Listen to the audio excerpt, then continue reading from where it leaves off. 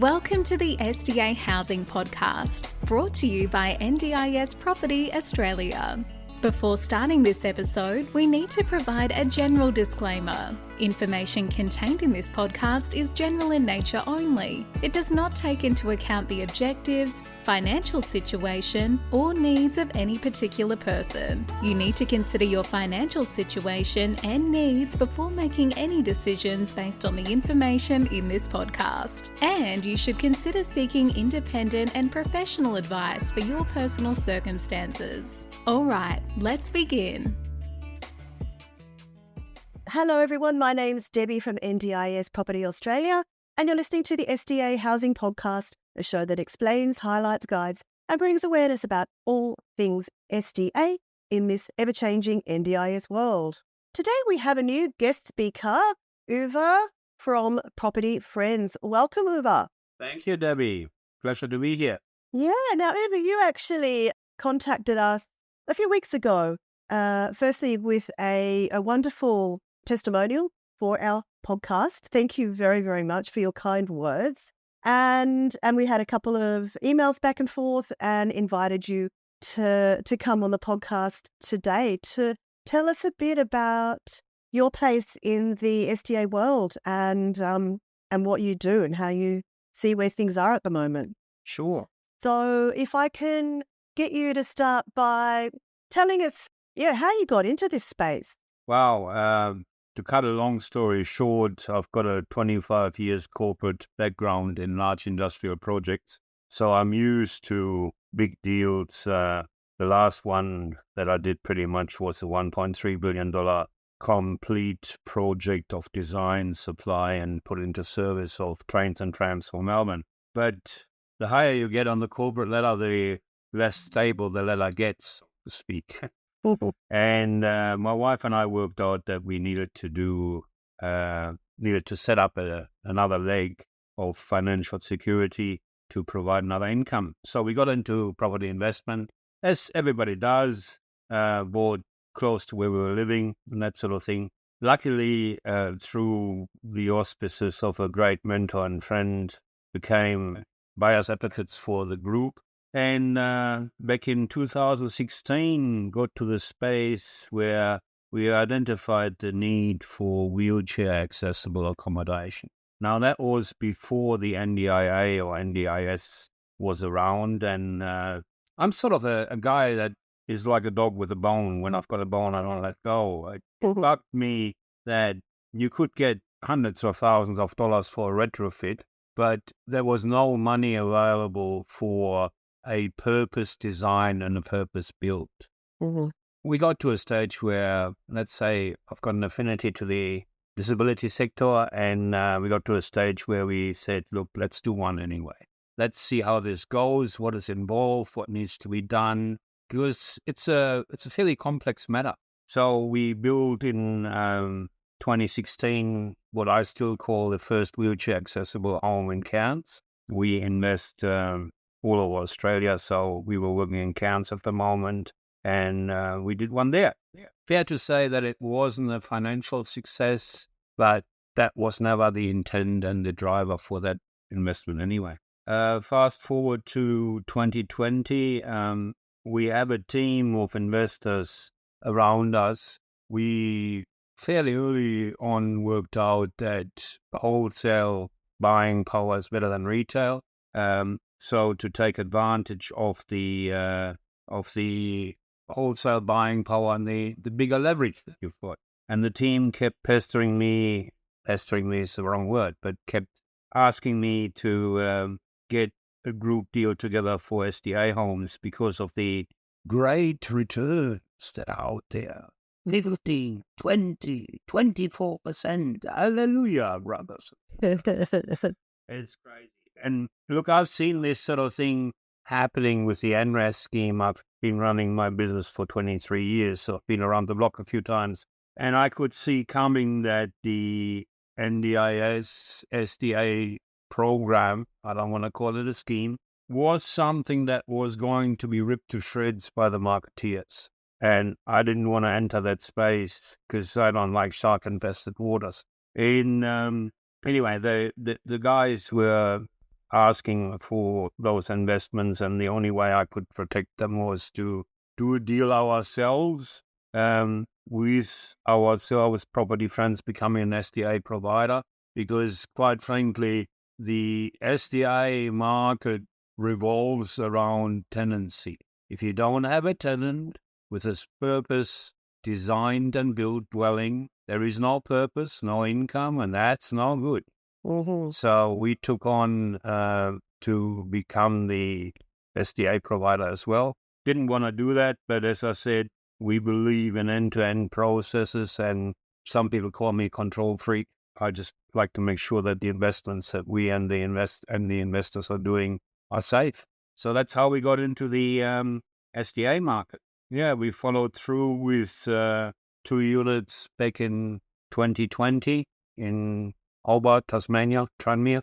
As often we were ahead of the market, and it's fair to say that we were too early. The substructure in Hobart wasn't there. The OTs didn't quite know how to write the plans. Funding was very difficult. So, but we learned, and then we followed through shortly thereafter with the first 2 houses in Townsville. Got 6 now there on the go, building another 4 around the traps. So, yeah, that's how we got into the market. Fabulous. And getting in early, I guess that definitely helped you learn a few lessons early on and how to get things right. And did we learn some lessons? Yes. We started off with build it and they will come. We built this As did everybody. fabulous homes. And that, quite frankly, doesn't work, as many would have found out. Now it's about location. It's about fit for purpose. We call ourselves a provider of choice. We are a niche player. We are definitely not a big player. Don't want to be. It's about quality of the deal, not about quantity. Absolutely. Yeah. Well, good to hear that that's your niche and you're sticking with it, and obviously you had some success in doing that. Now, I want to talk more about the modular properties that you have started building and putting together. Can you tell us more about that? Sure, I'd love to. Look, when you're in the market, we tend to listen to the users. That's the participant. Now, it is clear that the group homes are being phased out. It is clear that the situation in the market, more often than not, even for 2 or 3 bedroom SDA, has one participant in there. And that is not only a function of the oversupply in a lot of areas of the market, but it's also a function of most people prefer to live on their own. Some want to have community with them, but a lot of people prefer to live on their own.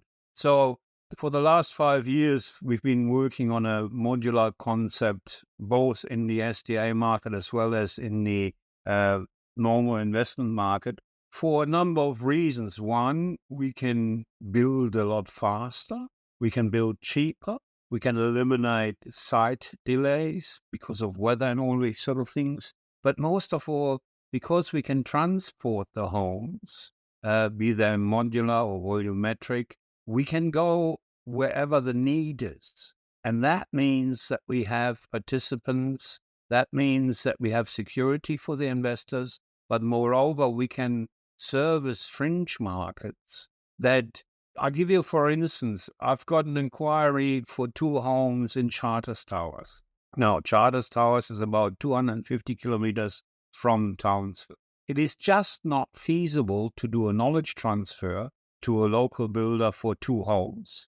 And no builder in their right mind from Townsville, when they are all flaming busy, will send a team to a location 250 kilometers away for 9 months. So a modular home, a well-designed and fit-for-purpose modular home, can fulfill that niche and can provide a solution to a need, can provide a gap and fulfill a gap in the market. Amazing. So your model on modular homes, I know we've spoken to a few different modular home builders in the past that are looking to do this. Your model's a bit different. You don't actually do the building. It's more the bringing it to market.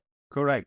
we look after taking the dwelling from the manufacturer, that is from the port or from the production facility, and deliver it to the market.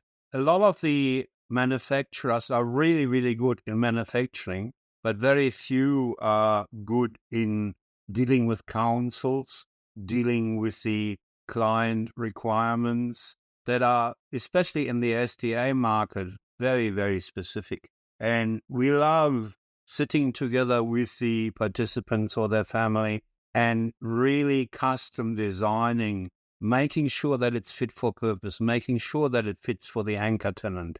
Now, when I say anchor tenant in multi-people dwellings, we make sure that we have the first participant locked in. That de-risks the property. And the big advantage for that anchor tenant is that they can really have a good amount of influence on how the dwelling is structured. The latest family that we're working with, we're delivering a SDA in the Devonport area in Tasmania. We've been working on that for 3 years. We just could not find the right piece of land. Now, the participant has special requirements, as a lot of them do, and had to be close to a specific hospital where all his supports are coming from. So there's no point in just picking any piece of land. It needs to work. It needs to work for the specific anchor tenant.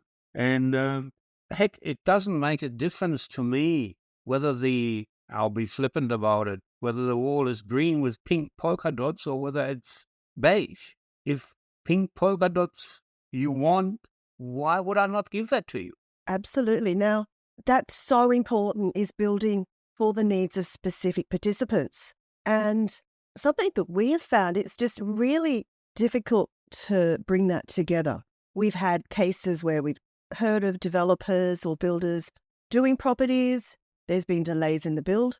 Push comes to shove, the participants have gone elsewhere. So I guess your modular system brings everything to place. As you said, it can take years to pull something off, but at the end of the day, once you actually start the process of getting the modular designed and then built to site, it's very, very quick. And the big advantage is with a modular build, you can have different components. So in this example, the participant desperately wanted a bathtub. Now, we have modules that have a bathroom modules that have a bathtub. So I just go pretty much like a Lego system, and we put it together. I love that. So how big a home can you build as modular? How big a home do you want? We have single occupancy dwellings that are very compact. I will not use the word small. like a granny fat type setup. Exactly. And the idea with that is not only affordability. Heck, I'm saying that I can bring an SDA to the market at around $350,000 to $400,000. So the owner providers have a real chance here. Now, that's not a 200 square meter dwelling, clear, but it doesn't need to be. Horses for courses, that's the biggest point in the game, as far as I'm concerned. But somebody who wants a fully accessible home, we've designed the heck out of. I've spent over $20,000 on design, just on that one high physical support home. But I can bring it to market anywhere in Australia in 6 months from wall to go for about $350,000 to $400,000.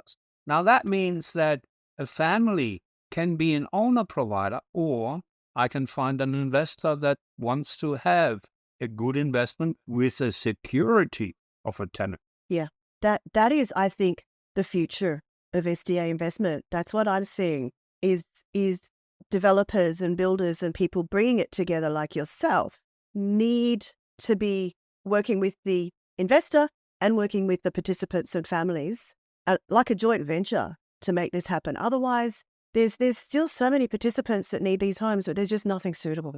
Yeah. Nothing remotely suitable anywhere near they want to be. And that, as you said, that build it and they will come model, we know that wasn't ever going to work, and it certainly hasn't. But it's just, no one seems to have really come up with a I won't say a mass scale because nothing is mass scale about SDA. It's very niche. But with a model that can be scaled to the needs and the demand that is going to work like this. Well, it's about being flexible enough to have different design. Now, I don't mind admitting we have cookie cutter components. So, for example, when I embarked 3 years ago on the high physical support one, I was so happy. Boy, was I happy. I came up with a golden design. And I have a habit of talking to the participants, talking to the OTs, talking to the market. And I gave that design and ran it not 1, not 2, not 3, not 4 times past what I consider to be the best qualified and best placed person in Australia on robust. And she said, get out of my way. You can't use that design for robust. And I went, well, I spent all this time and money on the design. And she goes, no, it's not good. So there is a lot of things to be considered for the different, let's call it classification. And one shoe doesn't fit all. You need to have the flexibility in your designs to deliver fit for purpose, not just what the specification requires. Absolutely. Our last build, we spent $200,000 more than we needed to. Now, who in their right mind does that? Well, we do. We are provider of choice. $37,000 on a commercial sprinkler system, class 3 building, located in the middle of a golf course. Heck, I would like to live there. So that brings up an interesting topic, class 3, because we know that in certain jurisdictions in Australia now, you have to build class 3 if you're wanting to do an SDA. So I did see the video that you sent me through the other day with the small granny flat modular pod that you were constructing up in Cairns, I believe it was, cyclone rated. So obviously class 3, cyclone rating, whatever is needed is doable in this modular design. It is. And there are, again, also for courses for an improved livability home. I may not have to go class 3. I may be able to go class 1A, 1B. But the security of the tenants and safety is paramount to us. Even in a class 1B, I can provide security and safety. You and us have had discussions about the fire night system. Brilliant solution. It's a localized fire prevention system that I can install and retrofit in the home and make sure that everybody's okay, because it doesn't matter at the end of the day. I don't want to be the SDA provider that stands in front of the coroner and has to explain why the second person couldn't get out of the house. That's just not enough. No, it's not. And we look at SDAs as a long-term solution, as a long-term relationship and partnership. That's when it works best.